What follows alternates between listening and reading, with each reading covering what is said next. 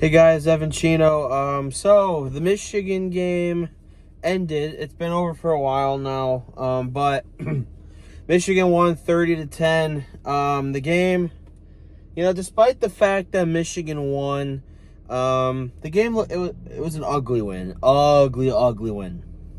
Like Michigan could not score to save their life, like a touchdown to save their life, and needless to say, it was very disappointing. Like, I know it's like, it's the first game of the season. There's going to be first game jitters, but like against Fresno State of all people, like I'm not going to come out here and say that Fresno State is bad because they're not bad. First of all, I just want to give props to Fresno State, like the fans, the players, the coaches. Despite you lost 30-10, but geez, you guys they played their heart out, and Fresno State will be good when they play teams on their level. It's just that they're not going to beat a Michigan, and so here's how the game went, and here's my biggest problems with us is quarterbacks and the run game. Let's start off with the run game. We needed to develop this run game. And that's weird to say because for the past few years, one of the things that we could depend on was a good run game. Bro, we could not get the run going at all tonight, at all. And Donovan Edwards was nowhere to be seen. It was like this last year too. Donovan Edwards did have a touchdown this game. Granted, it was a receiving touchdown, but he still scored. But at halftime, Donovan Edwards had 5 carries for 3 yards. And I don't know what he ended up finishing the game with. He wasn't even our leading rusher. Our leading rusher was Kalel Mullings. And a big reason of that is because on one of our last drives, he had a lot of clutch runs.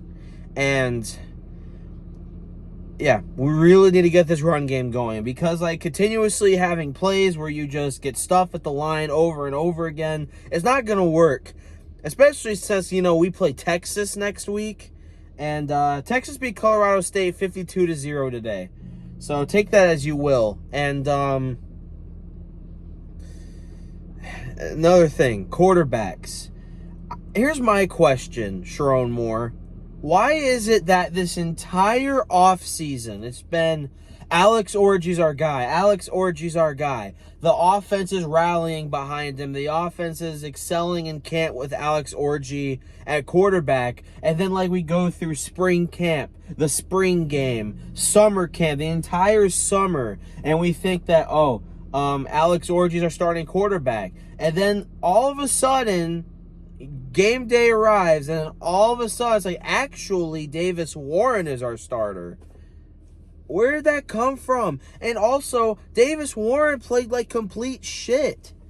Yes, he did end the game with a passing touchdown in the fourth quarter, but he had a little over 100 yards with an interception, and yeah, Davis Warren does not look good. Does not look good. And you know what? I'll just say right here, props to Davis Warren for even being in this situation because he was diagnosed with cancer back in high school. And the fact that he was able to beat that and play college football is amazing. And that's props to Davis Warren for beating that. But at the same time, Davis, you could say for first game jitters, but Davis Warren did not look good. Alex Orji barely played. And when he did come in, it would be a handoff or an option play, and then Orji would immediately come back out. Alex Orji threw a touchdown to Donovan Edwards, on our very first possession, and that was it. He barely threw the ball after that, and his later attempt, he threw the ball. It was terrible. It wasn't even anywhere near the receiver. Davis Warren showed today that he could complete a short and middle pass, but Davis Warren is not accurate deep. He took a couple deep shots tonight, did not connect on any of them. One of them was an interception. And so those are biggest problems. And offensive line, I'll cut them a little bit of slack. I mean, Michigan's offensive line was amazing last year, and we had to replace everybody.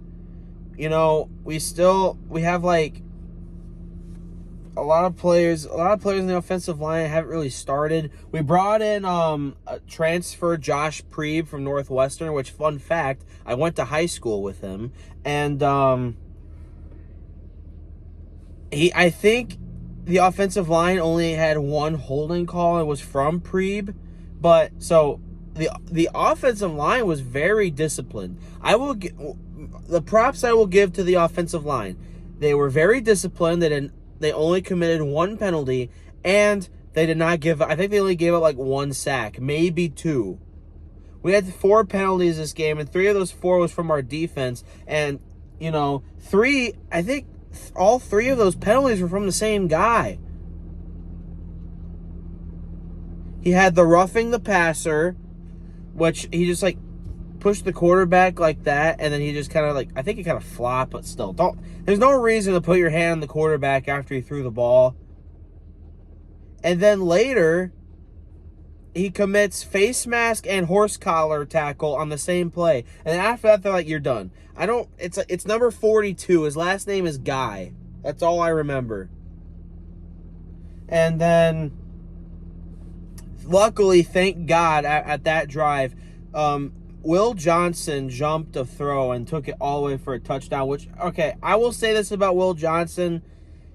He had that interception, but before that, Will Johnson was not looking good. He was getting burnt on a lot of plays. It's like he was continuously losing the receiver he was supposed to go after.